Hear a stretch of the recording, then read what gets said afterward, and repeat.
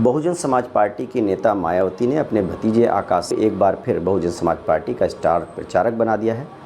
इस पर बात करने के लिए हमारे साथ पूर्व सांसद और समाजवादी पार्टी के नेता डॉक्टर एस टी हसन साहब हैं। हसन साहब, मायावती जी ने चुनाव के दौरान अपने भतीजे को हटा दिया था सभी पदों से, अब एक बार फिर जो है उन्हें स्टार प्रचारक बना दिया गया है। इस राजनीति को आप किस तरह से देखते हैं? देखिए, पहले जब उन्होंने हटाया था तो उसकी वजह ये थी कि उनके भतीजे ने बीजेपी को क्रिटिसाइज़ करा था और कुछ गलत अल्फाज का इस्तेमाल किया था बीजेपी के लिए और सरकार के लिए। अब ऐसे गलत भी नहीं थे, बुलडोज़र और आतंकवादी सोच वाले लोग। अब दोबारा रीइंस्टेट कर दिया है तो हो सकता है कि बीजेपी वालों से माफ़ी मंगवा दी हो या उनसे उनकी इजाज़त मिल गई हो तो इन्होंने दोबारा उसको भाई वो कर दिया गया। पहले भी बीजेपी वालों ने हटवाया था और अब भी बीजेपी वालों ने रखवाया होगा। ये बताइए कि अयोध्या में जो महंत राजू दास जी हैं, उनके और डीएम के बीच में विवाद हुआ। बताया जाता है कि जो समीक्षा हो रही थी, मीटिंग हो रही थी भाजपा की अयोध्या में हार को लेकर के, उसको लेकर के विवाद खड़ा हो गया है। उनकी सुरक्षा जो है महंत राजू दास जी की डीएम ने हटा ली है और उनका कहना है कि डीएम हत्या कराना चाहते हैं। डीएम का कहना है कि उनका आपराधिक रिकॉर्ड है। आपको क्या लगता है, हार का असर दिख रहा है ये? देखिए, ये एक तरह का हताशा है, निराशा है। डीएम क्या हराने और जिताने वाले हैं?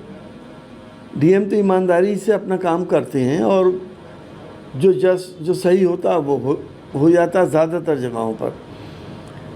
हमारा तो ये कहना है कि धार्मिक लोग जब राजनीति में कूदते हैं तो उनका इकबाल, उनकी इज्जत वैसी कम हो जाती है। वरना ऐसे धार्मिक लोग जो आपकी मेरी नॉलेज में भी, चाहे हिंदुओं में हो या मुस्लिम्स में हो, जिनकी सभी इज्जत करते हैं, प्रशासन भी इज्जत करता है और किसी की ये जुर्रत नहीं होती कि उनसे अपशब्द कह दें या उनसे झगड़ा कर लें। ये लोग खुद इस बात के जिम्मेदार हैं कि जब ये एक पार्टी बन गए, सियासी पार्टी बन गए, तो इनकी हैसियत क्या रहेगी? फिर धर्म की डेकोरम ख़त्म हो गया, वो इज़्ज़तें इनकी ख़त्म हो जाती हैं। तो मेरा तो यही मानना है कि धार्मिक लोगों को सियासत में नहीं पड़ना चाहिए। उत्तर प्रदेश में बीजेपी की जो लोकसभा की सीटें कम हुई हैं, उसको लेकर के काफ़ी समीक्षा बैठकें चल रही हैं बीजेपी में। आप तो मुख्य विपक्षी पार्टी में हैं, आपको क्या लगता है कि क्या ये उम्मीद थी कि बीजेपी की ऐसी हार होगी उत्तर प्रदेश में, और इसकी वजह क्या मानते हैं? देखिए, हमें तो इससे ज़्यादा की उम्मीद थी और किस वजह से इंडिया गठबंधन की सरकार नहीं बनी, वो हम भी इस बात की समीक्षा करना चाहते हैं।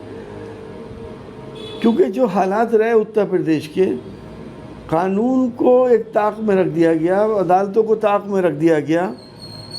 जब पुलिस कस्टडी के अंदर ऑन कैमरा मर्डर होने लगे, जब जहर दे के लोगों को जेल में मारा जाने लगा, जब एक आदमी की वजह से जिस मकान में 10 लोग रह रहे हैं उसमें बुलडोज़र चलाए गए, तो अदालतों की तो फिर ज़रूरत ही नहीं है। अदालतों को बाईपास करके अगर ये सब हुक्मरानी की जाए तो जाहिर है ये तो एनार्की हो गई, तानाशाही हो गई। तो आपको लगता है जनता इस बात से भाजपा से नाराज़ हुई है? जाहिर सी बात है, चाहे कोई भी हो, जो भी हमारे देश के लोगों का मिजाज यही है कि हमें कानून के हिसाब से काम करना चाहिए। अदालतें फांसी दे दे, कोई कुछ नहीं कहेगा, लेकिन इस तरह के मर्डर कराना ये चीज़ अच्छी नहीं है। वो सबको इस बात का एहसास रहता है कि ये सब चीज़ गलत हो रही है। क्या लगता है कि विधानसभा के अब उपचुनाव आने वाले हैं, तो आपको क्या लग रहा है? देखिए, अगर फेयर इलेक्शन होता है तो समाजवादी पार्टी और गठबंधन जीतेगा उपचुनाव में भी। अच्छा, एनसीईआरटी की जो किताबें हैं उसमें से बताया जा रहा है कि बाबरी मस्जिद का जो चैप्टर है वो हटा दिया गया है, बल्कि उसकी जगह राम मंदिर का जिक्र किया गया है। तो इसको आप किस तरह से देख रहे हैं? देखिए, हमें बड़ा अफसोस होता है ये इन सब बातों को सुन के कि हम इतिहास बदल देंगे।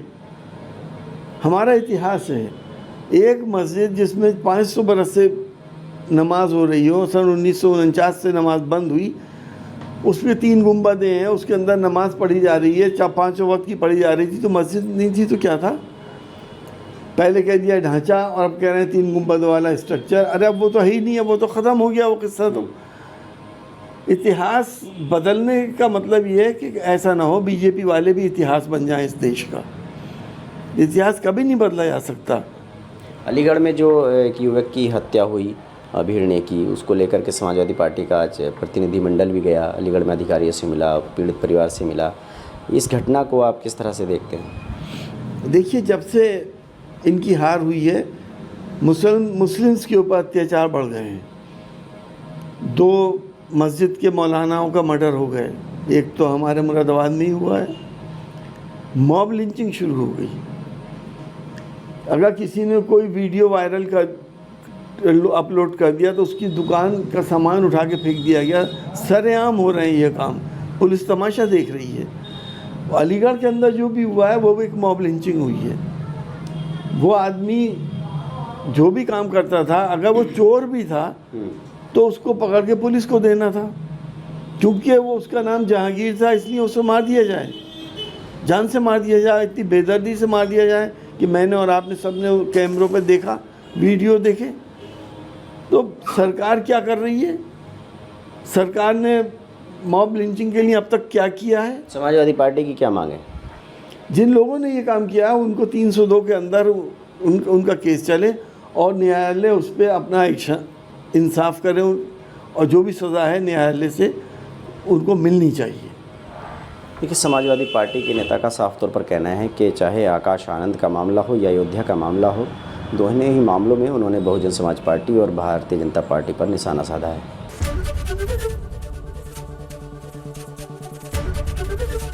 एबीपी गंगा, खबर आपकी, जुबान आपकी।